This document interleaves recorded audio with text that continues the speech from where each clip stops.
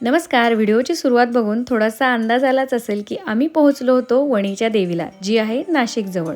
प्रवासाची सुरुवात झाली पुण्याहून अगदी पहाटे 5:30 वाजता.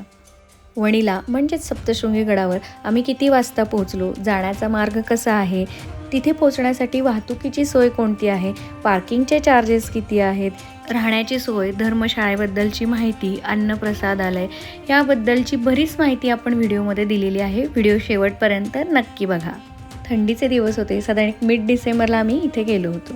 सूर्यदेवाचं दर्शन घेतलं, गाडीची पेटपूजा झाली आणि आम्ही थेट निघालो वणीच्या दर्शनाला.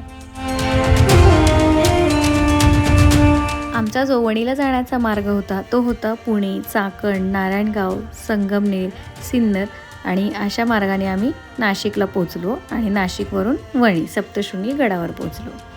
सकाळी सकाळी लवकर निघाल्यामुळे अजिबात ट्रॅफिक लागलं नव्हतं. श्री सप्तशृंगी गड नाशिकपासून 60 किलोमीटर अंतरावर नांदुरी तालुक्यात स्थित आहे. महाराष्ट्रातील महत्त्वाच्या शक्तिपीठांपैकी हे एक मानले जाते. आद्य शक्तिपीठ या शब्दाचा अपभ्रंश होऊन अर्धे शक्तिपीठ असे झाले आहे, पण हे मूळ शक्तिपीठ आहे. आणि बाकीचे 3 शक्तिपीठ म्हणजे कोल्हापूरची महालक्ष्मी माता, तुळजापूरची तुळजाभवानी माता आणि माहूरची रेणुका माता. सप्तशृंगी गडावर जाण्यासाठी तुम्ही जर येत असाल तर नाशिक हे एक जवळचे ठिकाण आहे. जरी तुम्ही ट्रेन, बस, विमानाने नाशिकला पोहोचलात की तिथून पुढे गडावर जाण्यासाठी बस गाड्या आहेत. नाशिकचे जुने मध्यवर्ती बस स्थानक येथून किंवा दिंडोरी नाका येथून बस व्यवस्थित मिळतात. नेहमीप्रमाणेच आम्ही स्वतःची गाडी घेऊन निघालो होतो. रस्ता अगदी व्यवस्थित असतो दरवर्षी, पण यावेळी थोडंसं रस्त्याचं काम चालू होतं. वाटेत आम्हाला ही पदयात्रा दिसली, जी मंदिराजवळच येत होती. थोडे पुढे आलो की एक ठिकाण आहे जिथून व्ह्यू खूप छान दिसतो, त्यामुळे लोक खास करून फोटोसाठी इथे उतरतात. पूर्वी हे असं काही बंद नव्हतं, हे सिक्युरिटीसाठी पूर्ण असं बंद करून घेतलेलं आहे. इथे लोक हमखास फोटोसाठी उतरतातच, त्यामुळे पेरू, काकडी, स्ट्रॉबेरीज असे फळ विक्रेते आता तिथे थांबू लागलेले आहेत. गडावर जाण्याआधीच प्रत्येकी 5 रुपये असा दरडोई कर घेतला जातो आणि त्याची पावतीही मिळते. इथे आल्या आल्या आपल्याला असे छोटे छोटे दुकान दिसतील, जिथे ओटीचं सामान वगैरे सगळं अवेलेबल असेल. बरं, आल्या आल्या पार्किंग कुठे करायचं? जर तुम्ही तिथे राहणार असाल, तुमचा एक दिवस स्टे असेल, तर सरळ धर्मशाळेकडे जायचं आतमध्ये, किंवा रोपवेचं जे ठिकाण आहे तिथं भलं मोठं पार्किंग आहे, पेड आहे, पण व्यवस्थित तिथे आपण गाडी लावू शकतो. दुसऱ्या दिवशी आम्ही मांगीतुंगी चढणार होतो, त्यामुळे आम्ही ठरवून गेलो होतो की यावेळेला सप्तशृंगी गडावर रोपवेने जायचं.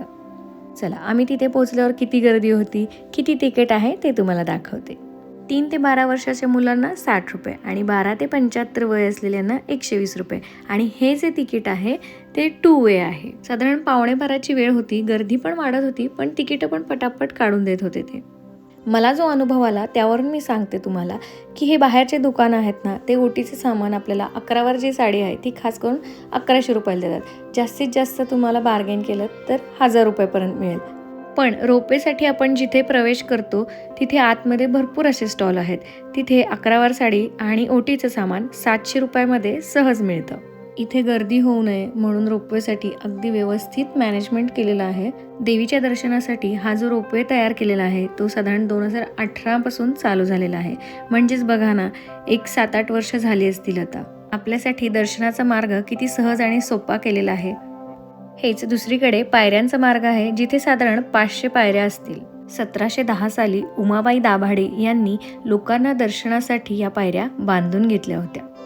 माझ्या आजी सासूंना मी आल्यावर हे फोटो, व्हिडिओ सगळं दाखवलं. हे सगळं बघून त्यांना भयंकर आश्चर्य वाटलं, कारण जेव्हा त्यांचं लग्न झालं होतं त्या काळामध्ये तिथे काहीही सुविधा नव्हत्या.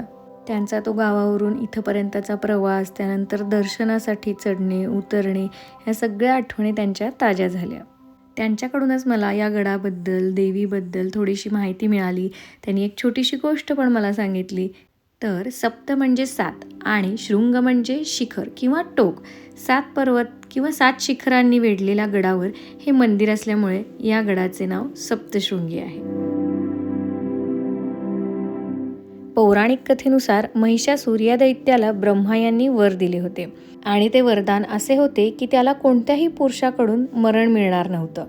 महिषासुराने खूप वाईट कृत्य केली आणि म्हणून सर्व देवतांनी आदिशक्तीची स्तुती केली. देवी सप्तशृंगी यांना 18 भाले, शस्त्र आणि संरक्षण दल देण्यात आले आणि तिनेच महिषासुराचा वध केला आणि सर्वांना महिषासुराच्या जाचातून बाहेर काढलं. सध्या मंदिराचं काम चालू असल्यामुळे असं काहीसं तुम्हाला मंदिर दिसेल. या मंदिराच्या गाभाऱ्याला शक्तिद्वार, सूर्यद्वार आणि चंद्रद्वार असे 3 द्वार आहेत आणि तिन्ही दारातून मूर्ती सहज दिसते. देवीची मूर्ती सुमारे 8 फूट उंच असून 18 हातांमध्ये विविध शस्त्र आहेत. ही मूर्ती शेंदुराने लिंपली आहे आणि स्वयंभू आहे बरं का. मंदिरात दरवर्षी नवरात्रोत्सव जोरात साजरा करतात. चैत्रोत्सव जो चैत्र शुद्ध नवमी ते पौर्णिमा हा प्रमुख उत्सव मानला जातो आणि या काळात भरपूर असे भाविक इथं येऊन देवीची पूजा करतात आणि पुरणपोळीचा नैवेद्य असतो. एका कुटुंबाला कीर्तिध्वज फडकवण्याचा मान असतो आणि ध्वजाची सवाद्य मिरवणूक निघते. जवळपास 11 मीटर लांबीचा हा ध्वज आहे.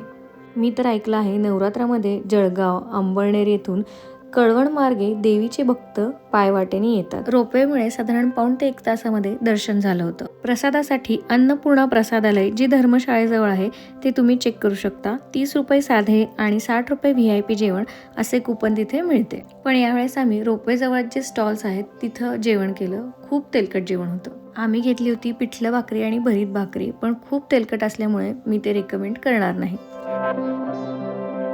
जर तुम्ही तिथे राहण्यासाठी जात असाल तर तिथे धर्मशाळेचा ऑप्शन आहे. काही पूर्वी बांधलेल्या आहेत, 2-3 नव्या धर्मशाळा झालेल्या आहेत. अगदी 500 रुपयापासूनच धर्मशाळेमध्ये रूम्स अवेलेबल आहेत. बुकिंग तिथे जाऊनच करावं लागतं आणि आधार कार्ड प्रूफ म्हणून घेतात ते. अशा प्रकारे दर्शन झालं, जेवण झालं आणि आम्ही निघणार होतो आता आमच्या पुढच्या प्रवासाला. जितक्या लवकर प्रवास चालू होईल तितक्या लवकर आपण वणीला पोहोचू आणि दर्शन होईल. जेवण झाल्यावर आता पूर्ण दिवस पुढचा मोकळा मिळेल, ज्यामध्ये आपण वेगवेगळ्या गोष्टी आणखीन बघू शकतो. आमचा पुढचा प्लॅन होता आणि स्टे पण होता मांगीतुंगीला, त्यामुळे आम्ही आमच्या पुढच्या प्रवासाला सुरुवात केली.